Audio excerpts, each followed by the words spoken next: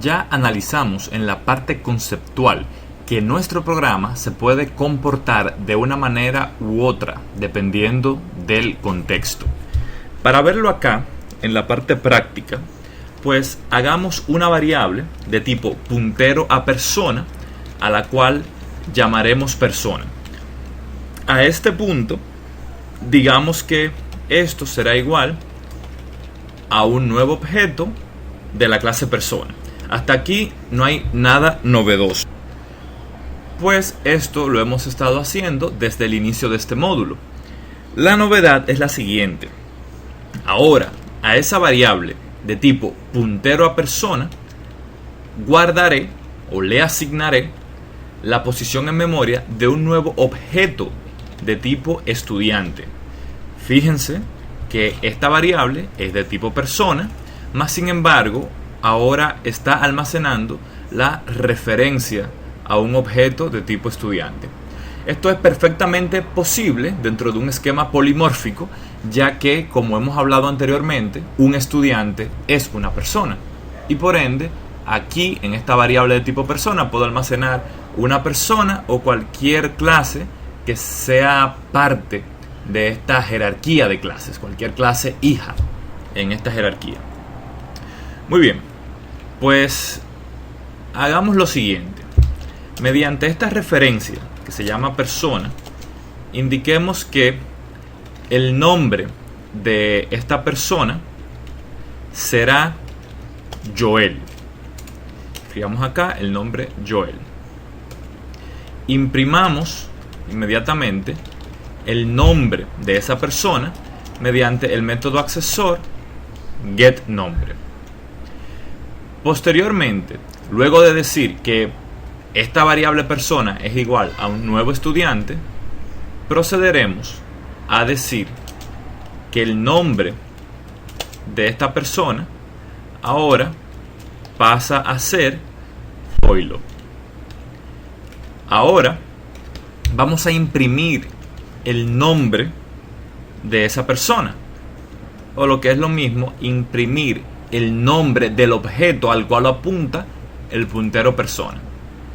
Vamos a compilar esto y posteriormente a ejecutarlo. Vemos aquí cómo se ha impreso el nombre de esta persona, Joel, y fíjense cómo ahora se imprimió Zoilo, porque evidentemente son dos objetos, uno de tipo persona y uno de tipo estudiantes. Reiteramos acá con especial énfasis que el punto que queremos mostrar acá es que en una misma variable, fíjense que hemos declarado una sola variable en este método main, y con la misma variable pude yo guardar una persona y un estudiante, de modo que esta variable es polimórfica porque primero adaptó la forma de una persona y posteriormente adoptó la forma de un estudiante. De modo que ahora analicemos la parte sobre los métodos virtuales que estuvimos viendo en la parte conceptual. Ya ustedes vieron que nosotros hemos declarado en el video anterior una función o un método que se llama saludar en la clase persona. Ese método saludar que está en la clase persona recibe como parámetro una persona que va a saludar. Pero yo pudiera hacer, como hemos visto en este módulo, lo que se llama una sobreescritura de métodos o un override de un método. Es decir, que a pesar de que la clase persona tiene un método saludar, yo pudiera definir en la clase estudiante un método que lleve por nombre el mismo nombre y que reciba los mismos parámetros. Es decir, aquí en la clase estudiante pongo un método void que se llame saludar y que reciba como parámetro un puntero a una persona. De modo que aquí en la implementación en estudiante.cpp pongamos una implementación distinta para distinguir un método de otro. Hago clic derecho en Source, le doy clic a Implement Method para implementar en el archivo de implementación este método que se llama saludar. Y vamos a poner que este método imprimirá por consola el mensaje que dice saludando como estudiante. Lo que quiero es distinguirlo del método saludar de la clase persona. Fíjense en lo siguiente. En el momento mismo en el que yo ejecuto este programa, pues la llamada que se va del método saludar será al método saludar de la clase persona y no al de la clase estudiante, tal como veremos ahora. Pongamos aquí, estamos llamando al método saludar y le pasamos como parámetro un puntero a la misma persona, ¿no? Hagamos lo mismo luego de asignarle a la variable persona un estudiante. Fíjense aquí que tanto en este momento, cuando persona alojaba la referencia a un objeto de tipo persona, como aquí, en este punto, en el que persona tenía una referencia de tipo estudiante, pues fíjense que se llamó al mismo método. Y nos damos cuenta, porque aquí dijo hola Joel. Aquí me doy cuenta que se invocó el método saludar que está definido en la clase persona.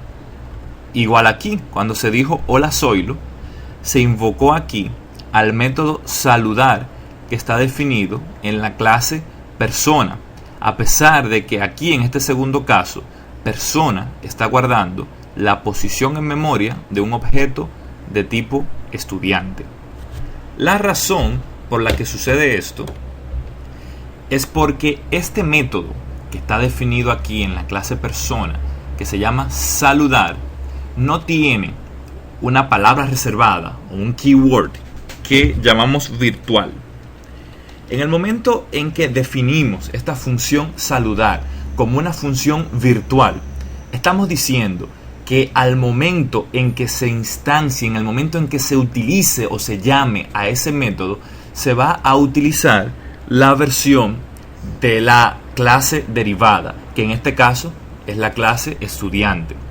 De modo que ahora, cuando yo estoy llamando a saludar de este objeto de tipo estudiante, él utilizará la función saludar que está definida en la clase estudiante, porque ahora esta es una función virtual. Fíjense ahora cómo en la primera vez que se llamó a esta función, a este método saludar, pues evidentemente se llamó al método saludar de la clase persona, porque la variable persona aloja la referencia a un objeto de la clase persona. Ahora bien, la segunda vez que se invocó a este método, lo que se imprimió por consola fue el mensaje que dice saludando como estudiante, porque en este punto la variable persona almacena la referencia a un objeto de tipo estudiante. Y como el método es virtual, pues entonces se llamó a la implementación de la clase estudiante del método saludar.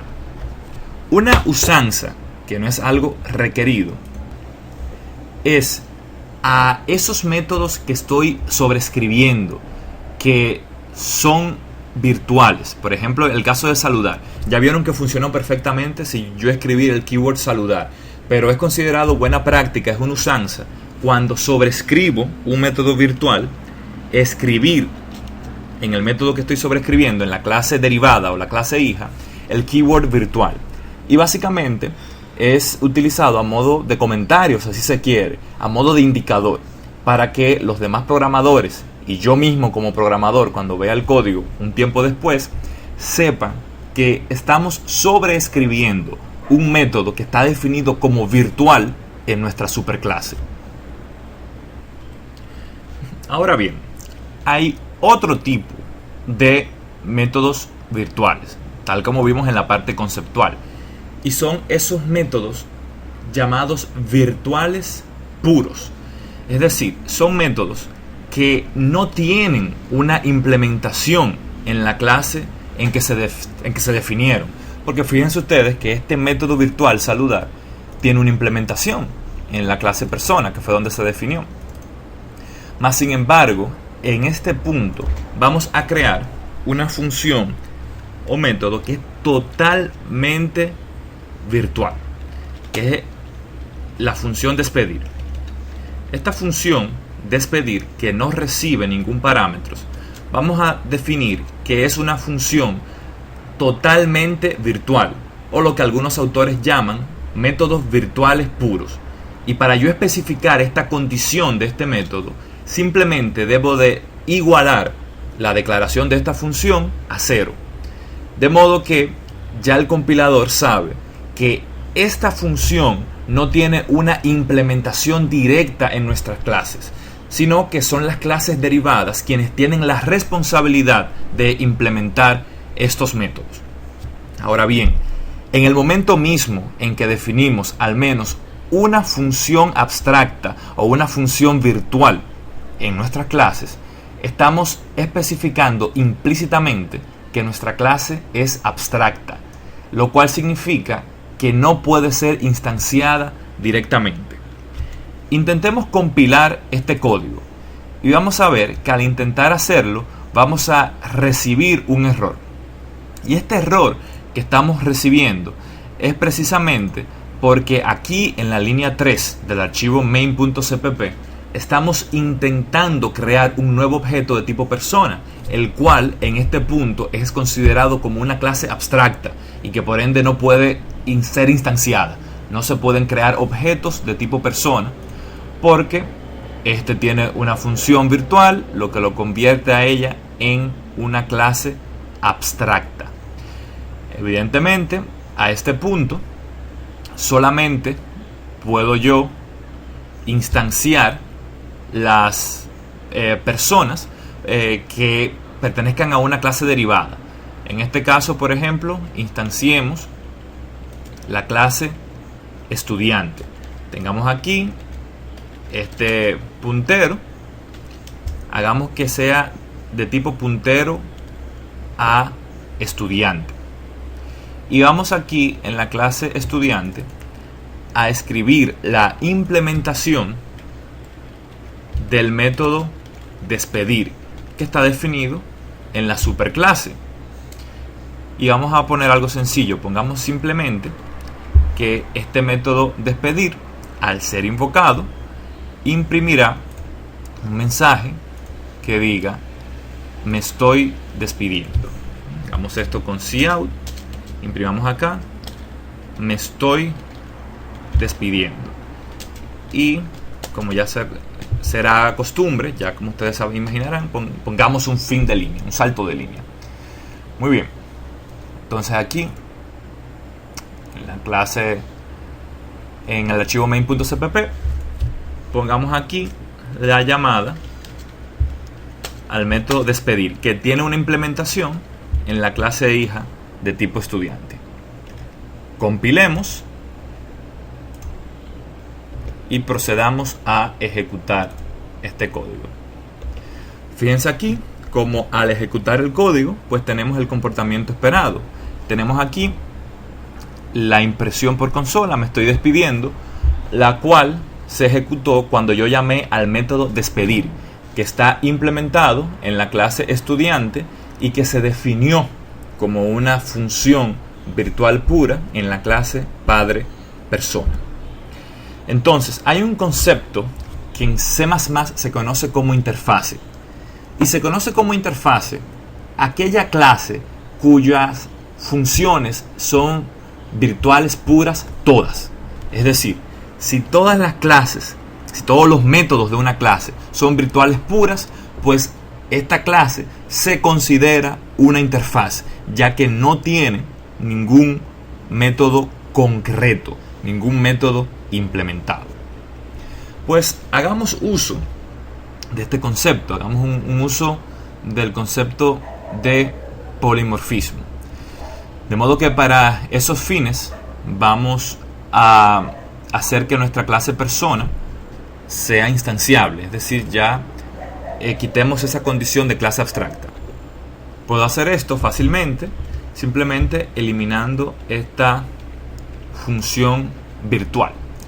Lo hacemos tanto en la parte de la clase persona, en persona.h, así como en la implementación estudiante.cpp. En la cabecera de estudiante eliminemos esto, y también en la implementación de la clase persona.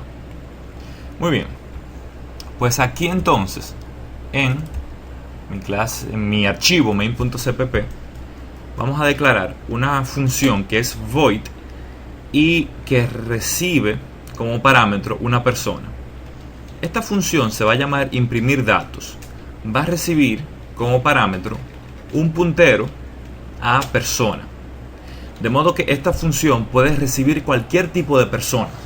Puede recibir un objeto de tipo persona, un objeto de tipo estudiante. Si existiera una clase, digamos, profesor, pues pudiéramos hacer que esta clase profesor que extiende de persona sea recibida como parámetro. De modo que a ese parámetro que estamos recibiendo, que es de tipo puntero a persona, vamos a imprimir simplemente su nombre, get nombre. De modo que vamos a enviar como parámetro a esa función ese estudiante, y vamos a hacer otra variable, esta ahora de tipo persona, llamémosle persona 2, y vamos también a enviársela como parámetro a esta función. De modo que al compilar y al ejecutar vamos a darnos cuenta de que el nombre de la persona o del estudiante será impreso. Para esos fines vamos a esta segunda persona ponerle que su nombre es Agripino. Vamos a compilar y fíjense aquí como la primera llamada a esta función, imprimir datos, y le pasé como parámetro a persona, pues fíjense cómo imprimió aquí Zoilo, porque esta variable de tipo estudiante que se llama persona es Zoilo, tiene como nombre Zoilo. Ahora bien, a la misma función que se llama imprimir datos le pasé como parámetro una variable de tipo persona, y fíjense entonces cómo ese método o esa función pudo recibir como parámetro tanto un estudiante como una persona. Es una función polimórfica, ya que recibe como parámetro, puede recibir varios objetos de diferentes formas. Y ya como hemos discutido, polimorfismo no significa más que eso. Poli, mucho, fismo, morfismo, forma. Muchas formas, polimorfismo. De modo que, tal como hemos discutido en la parte conceptual, esto puede ayudarme a la reutilización del código. Yo pudiera tener un sistema, llamémosle un sistema de contabilidad, por ejemplo, y yo pudiera hacer que el sistema se comporte de manera adecuada, que funcione con un objeto de tipo conexión a base de datos, con la forma de un conector a MySQL, con la forma de un conector a una base de datos Oracle, con la forma de un objeto de tipo SQL Server, de modo que de manera polimórfica, haciendo buen uso del polimorfismo, podemos reutilizar enormemente el código. De modo que, como hemos visto aquí, el sistema de contabilidad dirá: yo no sé a qué clase perteneces, pero sé que tú eres una conexión, y por ser una conexión tienes un método conectar, eliminar, insertar, modificar, etcétera, etcétera. Para finalizar con esta demostración práctica, hablemos un poco de la conversión de tipos, lo que llamamos typecasting. Aquí yo tengo una variable que se llama estudiante, que se llama persona y es de tipo estudiante, que guarda la referencia a un objeto de tipo estudiante. De modo que vamos a borrar todo esto para enfocarnos en este ejemplo. Digamos que ahora esta variable se va a llamar estudiante. Y que ahora vamos a declarar un puntero a un objeto de tipo persona, al cual llamaré persona. Y fíjense lo que vamos a hacer aquí. Vamos a decir que yo quiero convertir esa variable que es de tipo estudiante, la quiero convertir a persona. Esto es totalmente permitido porque tanto persona como estudiante están en la misma jerarquía de clases. De modo que esto es lo que llamamos un casteo. Estamos convirtiendo de estudiante a persona. Y en este tipo de caso, a este tipo de conversión le llamamos upcasting. Le llamamos upcasting porque estamos subiendo en la jerarquía de clases. Estamos subiendo de estudiante, que es la clase derivada, la clase hijas, hacia la clase base, a la clase padre, que es persona.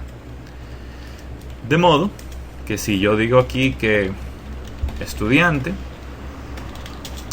le ponemos como nombre Ricardo, pues evidentemente si yo imprimo aquí el nombre que contiene el objeto al cual está apuntando esta variable, pues ya se imaginarán evidentemente que se imprimirá Ricardo, evidentemente.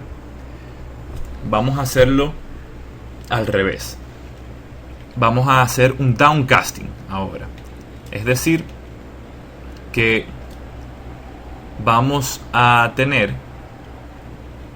esta variable que se llama estudiante. Vamos a igualarlo a persona.